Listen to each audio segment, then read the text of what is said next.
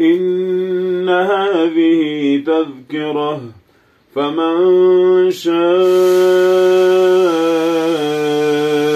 اتخذ إلى ربه سبيلا وما تشاءون إلا أن يشاء الله إن الله كان عليما حكيما يدخل من يشاء في رحمته والظالمين أعد لهم عذابا أليما سبحان ربك رب العزة عما يصفون وسلام على المرسلين والحمد لله رب العالمين.